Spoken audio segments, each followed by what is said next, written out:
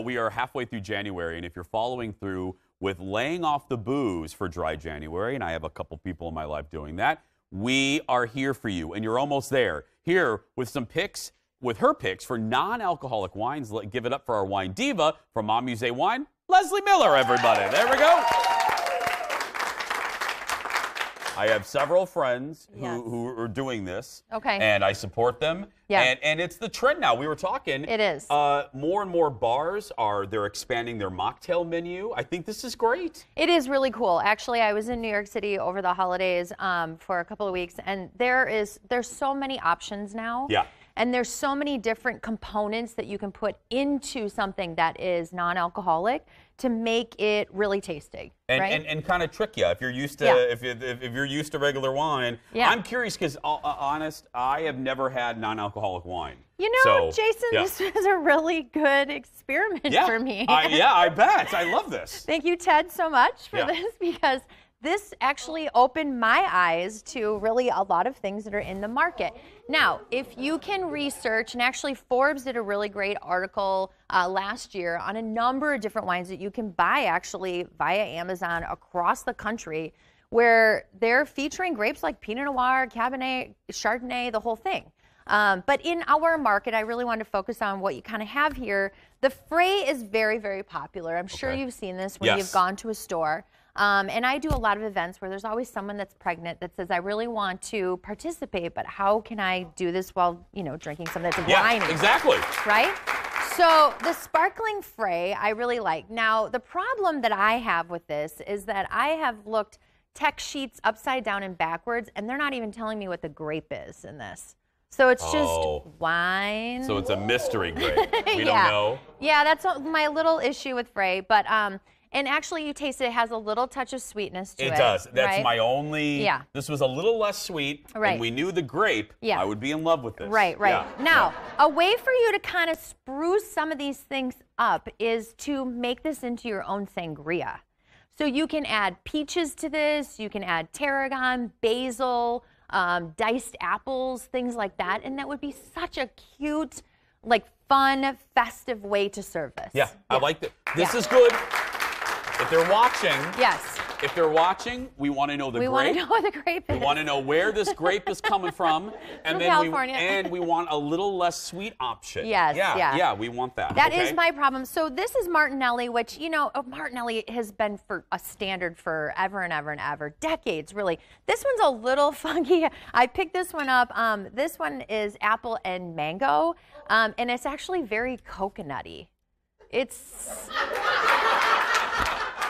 So I'm going to say to the Martinellis, let's maybe move on from the mango, but the Martinelli apple cranberry, the Martinelli, not that one. Just there's a lot of really good Martinellis out there, but No, I don't. Okay. Now, another brand that I love is this Q. If you have not had the Q, they call them the mixers actually, but because they're really kind of intended to have with alcohol, but I love them on their own. Okay. Q was actually created as a way to, basically it was a chef who came together who wanted to put natural ingredients together in basically sparkling sodas that don't have sugar to them. So they're all natural ingredients. This has ginger, cardamom. They're really fresh and kind of lively. This one is the grapefruit. And I put in, it's very grapefruity. No, I know. Yeah. I enjoy this one. Yeah. Now, the other thing, too, that I like to do, now, it's citrus season, and blood oranges are my favorite now. So I put in blood orange and actually a little bit of tarragon. That looked like rubbing alcohol that you were going to put in. Okay. So this isn't a little Italian spritz, and I love food. Well, you're walking away from me. No, I was readjusting. Leo took the other camera. I wanted to get a... So... I find these on Food 52, which is a really great resource for a lot of really fun, kitschy things in your kitchen. This is orange, lemon, and spice, and it's actually, you could do the same thing with our local bitters here. You could put in cherry almond bark or Jamaican bitter into that. That adds a little sourness to it. Right. Yeah. I like that. Yeah. Stay right there. Okay. Because we have more. So go get your bubbly and meet us back here in just a little bit. Back in a moment, everybody. I like that. When you added that.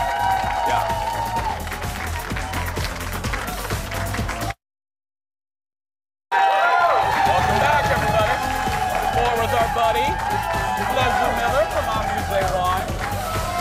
Okay. All right. We're talking non-alcoholic wine options. What's next? All right, so I wanted to give you something in the middle of Minnesota winter where you could take it to the cabin. Yeah, especially today. Especially when Evan's going ice fishing, things like that. That's outside. Because real men ice fish. That's right, yeah. No, I don't ice fish. Here's what I made last night. Now, I made tons of mulled wine recipes in December for clients. But this January, I wanted to make something that was non-alcoholic. So I took real Minnesota apple cider. Okay. And then I added choke cherry juice to this. And I threw in some cinnamon sticks, some clove, anise, cardamom pods. And I literally let it simmer on the stove for about an hour with blood oranges.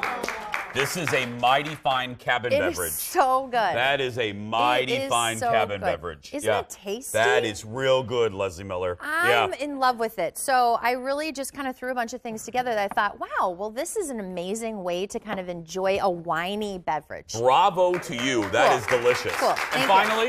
Okay, and finally, Cabernet. Really so good. we're going with this Cabernet, which I'm sorry, I shouldn't be giggling through this, but there is St. Regis is another company that does a really good job with non-alcoholic wines.